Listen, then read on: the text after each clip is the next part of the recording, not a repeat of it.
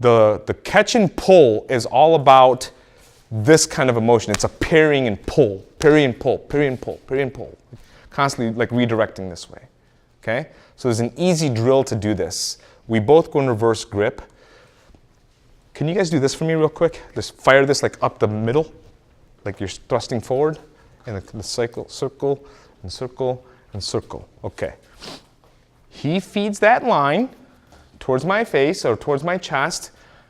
I'm focused on this hand. So I will catch and pull. I'm gonna go right over the top, and he's gonna do the same thing. He makes a hard stop. He pulls this down. He cycles this knife up. So we have this rolling method. Get it? So I'm catching, and then I'm pulling this down, and I'm working this blade right behind it. You know, this doesn't have to be hard and like forceful. Flow. Filipino martial arts is very different than Japanese or Okinawan Korean arts. Those are hard arts. It's a hard art. Filipino martial arts is very fluid. There's no tension unless there needs to be, because that flexion of the Japanese arts doesn't allow you to quickly respond. It doesn't allow you to adapt. Fluidity allows you to adapt. So this doesn't have to be a hard, like we're killing each other kind of a drill. It just has to be right here.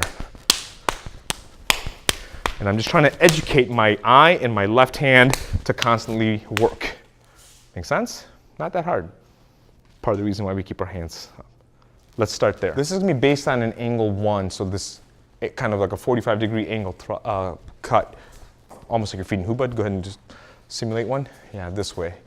Okay, so he's looking for this here, here, that kind of thing, right? So this is this angled kind of a thrust. And so the rear hand, let's turn this way so that way these guys can see. He's got this angle coming in. This hand's going to get right over the back of this. I'm going to pick this up and I'm gonna turn and pass this right here. So I'm scooping this outward. Wax off. Yeah, okay? Here. I feed him the 1 and he does the same thing. He feeds me the 1, I do the same thing. I feed the 1, he feeds the 1. He passes it, I pass it. He passes, I pass it. I pass it. Sure it's not wax on?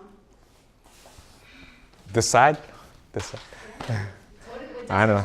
Like yeah. He's doing, yep. It really does. The same motions Exactly. So we have this. Now here's the thing that, the phonetic point to this.